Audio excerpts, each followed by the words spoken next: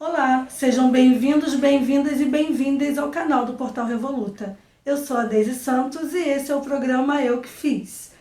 Para você que está chegando aqui pela primeira vez ou você que ainda não se inscreveu no canal, eu convido a entrar no link aqui no cantinho para se inscrever, ativar o sininho e receber as notificações do que rola aqui no Portal Revoluta.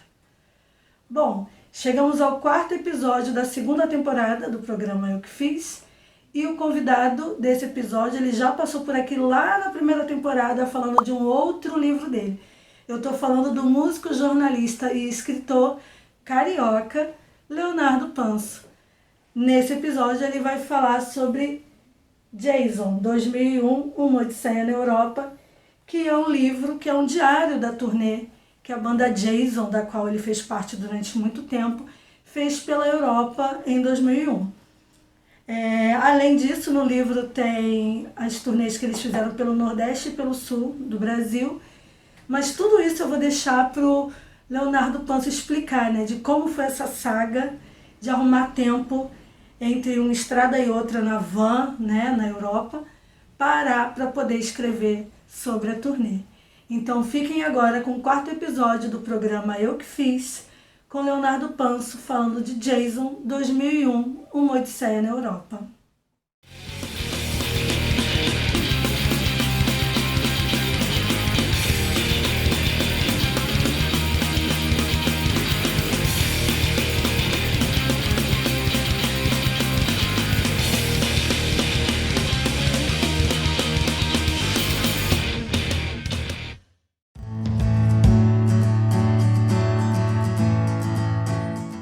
Bom, o livro chama Jason 2001, Odisseia na Europa, que obviamente é uma referenciazinha ao 2001 do Kubrick. Hoje nem acho mais um nome tão bom, né? Mas na época fazia sentido, eu acho, pela viagem, sei lá. Bom, é um livro que é basicamente um diário de turnê, diário da viagem. Eu tocava numa banda chama Jason, eu saí há 10 anos.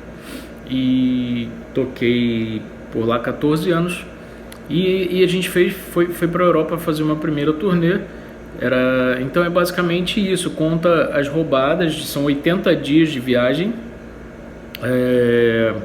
62 shows, então tem muita história, muita coisa, né? Imagina tudo que acontece em 13 países, a gente tocou em 12 países. E a gente tocou em 12 países, mas foi a 13 países, né? O show da Suécia não fechou, furou, sei lá. Mas a gente tocou na Dinamarca e na Noruega, a Suécia está no meio. Inclusive a gente chegou na Suécia de barco, vindo da Polônia, eu acho. Algo assim. Então é isso, é um diário de turnê dessa viagem muito, muito doida, em que eram 6 pessoas numa van, muito legal até. Foi isso, é por aí.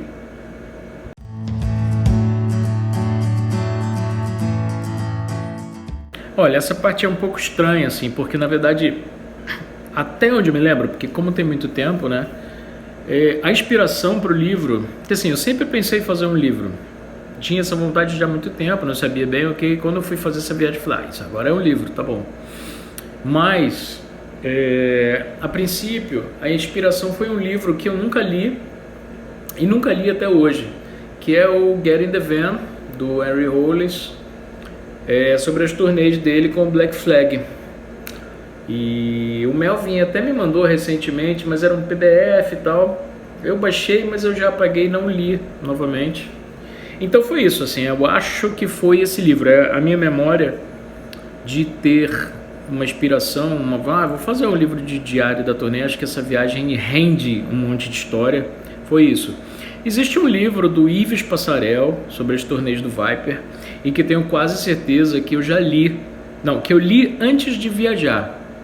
É o único livro que eu lembro de diário de turnê aqui do Brasil, não lembro de nenhum outro. Se tiver, talvez eu não tenha visto. E pode ser que eu tenha lido o livro do Ives antes da viagem. Eu não lembro, mas é possível.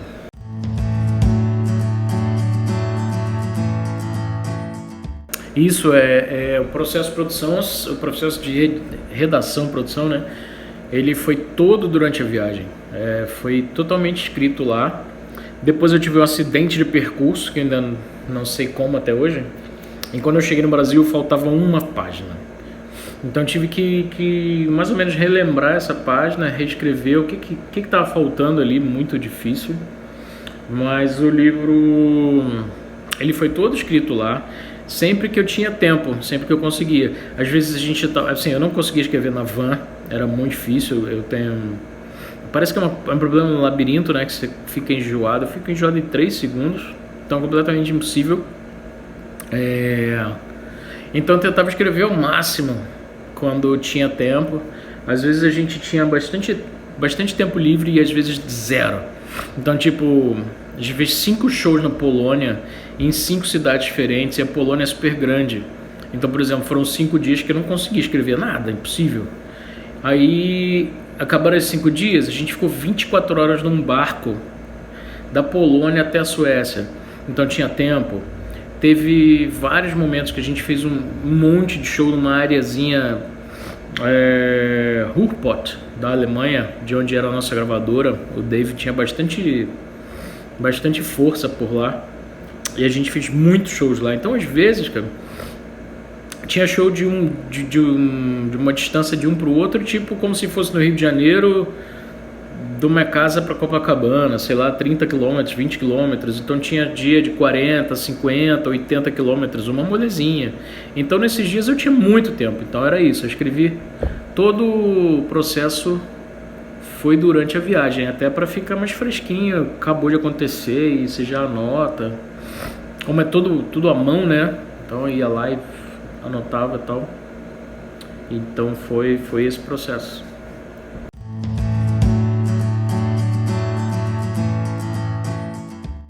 Pois é, tá aí, não lembro mais. Eu acho que os diários das turnês do Nordeste e do Sul, eles já tinham saído, se eu não me engano, no informativo da Tamborete. Tamborete é minha gravadora, e a gente fazia os informativos, nessa época em papel ainda, jornal e tal, em que era um outro tempo, né, em que você postava a informação um mês depois, era novo, né? Hoje 2 horas aqui no Instagram já tá velho, ninguém mais olha. Mas outros tempos tal, a gente tinha um informativo, diagramava, acho que o Flock diagramava. E eu devo ter pensado, porra, seria uma maneira de falar mais sobre isso, de expor mais isso, né? Eu sempre acho que as coisas ainda não foram expostas o suficiente, sabe? E quem será que leu aquilo lá do Nordeste e do Sul não pode ler mais no livro? Porque muita coisa do informativo da Tamborete ficava muita coisa no Rio também, porque a gente deixava nas lojas daqui, por mais que eu enviasse para fora do Rio, tal. Então deve ter sido alguma coisa desse tipo. Vou mostrar que a gente já foi pro Sul, já foi pro Norte. Essa turnê do Sul foi longa, assim, a gente ficou acho que uns 20 dias tocando 14, 15 shows, foi legal, assim. Era meio no undergroundzão, assim, não tinha ninguém fazendo isso em 99, essa turnê em 99, foi um ano que a gente tocou bastante, 99 eu acho, tava bem fresco ainda, assim, com massa original e tal, foi por aí, eu acho que por aí, para expor mais algo que aconteceu, sabe, ter as datas, ter os flyers, ter foto, e vem lá no fundo meio que um bônus, assim, como se fosse um bônus de um CD, eu acho, né.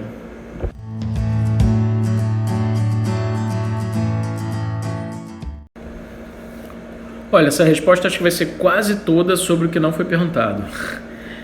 Não, eu acredito que não ficou nada de fora de incrível que a gente fosse contar, não, que tivesse faltado, né, assim, uma história cabulosa ou tal, acho que não. E aí você fala sobre uma segunda edição, né? Eu tinha muita vontade de ficar mais conhecido por um ano, assim, um período em que eu pudesse vender mais livros e a ponto de lançar uma segunda edição. Eu adoraria, sim, mas não para incluir alguma história que ficou de fora. Eu gostaria muito de mudar o formato, reescanear as fotos, rediagramar, fazer o texto respirar, sabe? Tem páginas inteiras assim com tão de foto, de palavra assim, que você quase não consegue ler, tem que botar uma régua. Então isso aí eu gostaria de mudar, sim. Até talvez com algumas coisas em colorido. Se o Flock concordasse, eu faria uma nova capa. Eu gosto daquela, mas acho que seria muito legal uma reedição com segunda capa, sabe? Com uma outra capa. Mas a verdade verdadeira é que isso é praticamente impossível. Não é viável. A primeira tiragem, ela teve 1.150 cópias. É muita cópia para uma coisa tão underground, né? Alguém tão é restrito. Falar o que? É restrito mesmo. Então eu ainda tenho talvez um pouco menos de 100 cópias, mas a verdade é que demora. Essas 100 cópias talvez ainda levem 10 anos para vender, sei lá. Então é bem pouco provável que exista uma segunda edição. Essa é o provável, assim, muito, muito pouco provável. Mas eu faria várias mudanças.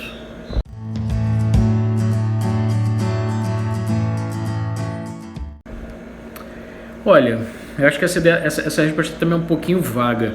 Porque assim, desde que começou a ideia, aí, cara, talvez eu ainda fosse criança, não sei, eu tinha vontade de publicar alguma coisa. E se a gente for pensar assim que... Eu acho que a ideia da turnê, ela surgiu em 99, quando o No Rest foi para a Europa e se separou lá. E a partir deles se separarem, terem um carro disponível e estarem a metade da banda tá a fim de dirigir, é que surgiu a ideia da turnê. Que eu passei 2000 inteiro marcando, e a gente foi em março de 2001. Então a ideia do livro surgiu aí em algum momento. Esse livro específico, nesse momento específico. Agora, lançar um livro, eu já tinha muito antes. Então vamos considerar que tenha surgido a ideia em 2000, comecei a escrevi em 2001, e ele saiu em 2005, se não me engano. E final de 2004, 2005, por aí. Por volta de 4 anos, né? E foi isso, é um processo que leva muito tempo. Era a primeira coisa que eu lançava em livro pela Tamborete, né? A gente já tinha lançado vários CDs, mas nunca tinha feito livro. E livro era um outro processo que eu não sabia ainda como fazer. O Flock estava começando a mexer nisso. Começou com isso, né? Acho que foi a estreia dele aí. Também não sabia, era todo um processo de aprendizado na prática, né? De burocracias, de gráfica. A gente nunca tinha feito um orçamento, de tudo. Então demora bastante tempo. Fora isso, quando a gente voltou de 2001 da Europa, a gente tinha que terminar o disco, que era o Eu to Dennis, que saiu em 2002, porque metade da banda estava saindo. Tanto o Fábio Brasil para o Detonautas, para assinar com a Warner e tal, e o Vital foi assinar com a EMI e com o Jimmy James. Então os dois estavam bastante ocupados e já saindo. Então a gente, quando voltou, também teve essa prioridade de terminar o disco, né? Terminar, gravar, lançar. Depois, em novembro de 2001, apareceu um emprego para mim e eu acabei aceitando, porque eu lembro bem exatamente assim, falei, eu vou ficar 1 ano e compro um kitnet, a banda tá sem cantor mesmo, sem baterista, eu vou aceitar. E lá se vão 19 anos e eu sigo trabalhando e tal, então a ideia de fazer 1 ano só não funciona muito bem.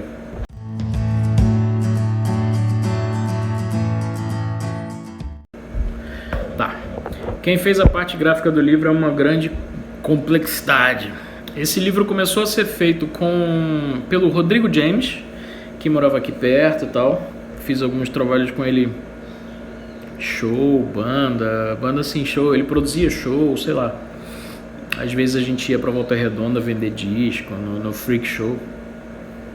Começou com James e passou pro Robson Vera, que era da Rock Press, era um dos editores da Rock Press, até partir pro Flock. Quando o Flock pegou, o livro já tinha uma certa cara, que é esse formato que eu não gosto.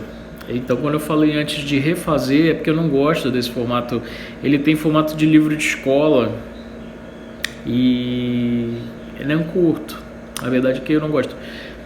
A gente acabou lançando, eu lancei 4 livros e a gente, eu e Flock, a gente sempre pensou em fazer os 4 formatos diferentes. Então, nesse aspecto, o primeiro formato ele se completa com os outros por ser diferente. Mas eu hoje em dia mudaria ele para um outro que eu não sei qual. Não dá também para viajar tanto, mas eu não gosto do formato livro de escola. Então o Flock pegou e o Flock estava começando, né, a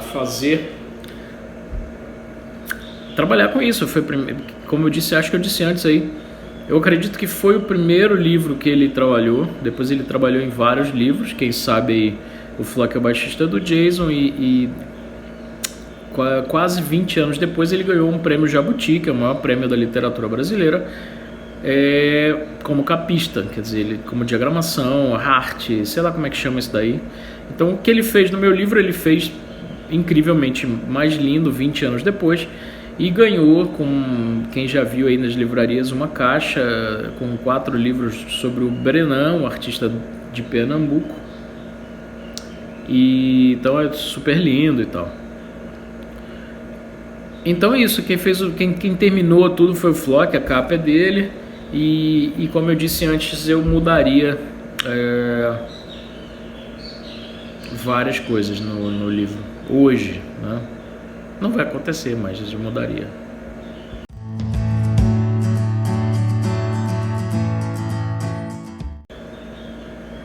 Olha, lançar pela Tamborete era a coisa mais óbvia e até quem conhece a história um pouco da Tamborete sabe que desde que a gente inventou o nome Tamborete, sempre teve o entertainment ali no final, porque a gente sempre teve a intenção de não ser só disco. Então não é Tamborete Music, não é Tamborete Records, sei lá, discos. É Tamborete Entertainment, porque a gente lançou livros, fanzine, fazia camiseta, marcava turnê, marcava show, a gente lançou DVD do Verbase, lançou 2 dos meus discos saíram em cassete. Eu lancei um fanzine recentemente. Então lançar pela Tamborete era a coisa mais óbvia. Você não vai ficar mandando seu material para uma editora para saber se alguém aprova ou não, até porque as coisas que a gente faz não são muito aprováveis assim, né? Você vai mandar para uma editora, vai ficar lá 5 anos, eu nunca vou te responder. Eu nunca tive paciência para isso, tanto que eu sempre lancei, né? Sempre lancei minhas coisas e tal. Então, mas foi um pouco parecido com a resposta de antes aí, de aprender tudo no momento, né? Eu não sabia muito bem, então foi tudo de fazer orçamento, de editar, diagramar, aprender tudo na marra mesmo, de ir na Biblioteca Nacional tirar ISBN, fazer registro de editor independente, orçamento na gráfica, pegar e tentar achar lugar para vender pelo correio, etc. Foi tudo, a gente aprendeu tudo na prática, né? Eu acho que ainda, eu nem lembro se ainda tinha o Rafael no Tamborete, 2005, né? Acho que não, acho que ele já tinha saído, mas não. Então foi isso, foi um processo óbvio e natural de lançar pela Tamborete. E depois eu lancei mais 3, lancei o livro do Paulo de Jaraguá do Sul, lancei fanzine, fiz outras coisas no campo das publicações escritas e não só discos. Tá boa essa luz, hein? E esse foi o Leonardo Panso falando sobre o livro Jason 2001, Uma Odisseia na Europa. Bom, se você sentiu falta dele falar sobre o calo literário, o livro de cabeceira, o contato com a literatura e indicar um autor independente, corre lá no episódio que ele fala sobre os Superfícies, que tem esses tópicos abordados naquele episódio, tá bom? É bem bacana, né, ele falar sobre a turnê. Eu li esse livro de uma tacada. Quando eu li, eu estava indo para São Paulo, né, eu moro no Rio de Janeiro, e eu levei ele para ler na estrada e eu li daqui para lá, dando altas gargalhadas, porque Alguns personagens do livro eu conheço, então foi muito engraçado ler algumas histórias que se passaram durante essa turnê que eles fizeram pela Europa. Então fica aqui nos comentários os contatos do Leonardo Panso para vocês poderem adquirir o livro, não só esse como os outros que ele também escreveu. E é isso. Bom, a indicação de hoje, o livro de hoje, também é um livro sobre alguém no meio da música. É o Viva la Vida Tosca, do João Gordo. Na verdade, escrito pelo André Barcinski, né? E o João Gordo foi dando todos os depoimentos para esse livro. É um livro também que eu li super rápido, ele não é tão fininho, ó. Mas eu li super rápido porque a escrita, a forma que o André escreveu os depoimentos do Gordo é muito envolvente. Você ri, você chora, você fica espantado com algumas histórias. Mas é assim, ele abriu o peito e a alma e falou sobre tudo que ele já passou nessa vida, dos bons momentos até os momentos em que ele ficou internado, enfim, tem tudo aqui. Não vou dar muito spoiler não, tem muita fotografia, né? Ele com os meninos do Sepultura, com Ratos de Porão, em diversas formações, com vários amigos, enfim, vários. Nossa, tem ele e o filho assistindo ao show.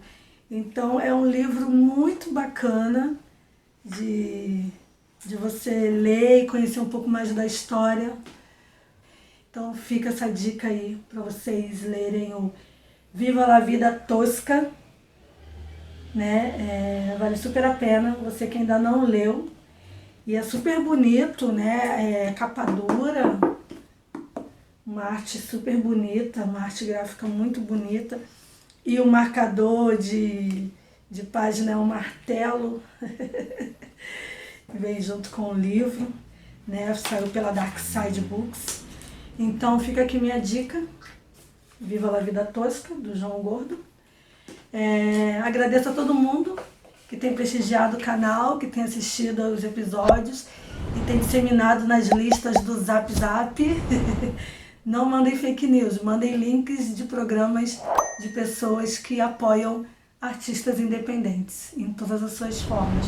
Música, literatura, poesia, cinema, enfim. Todos os canais que apoiem a cultura merecem ser compartilhados. Então eu fico por aqui, até o próximo episódio. Como eu sempre digo, só a arte salva. Um beijo e tchau!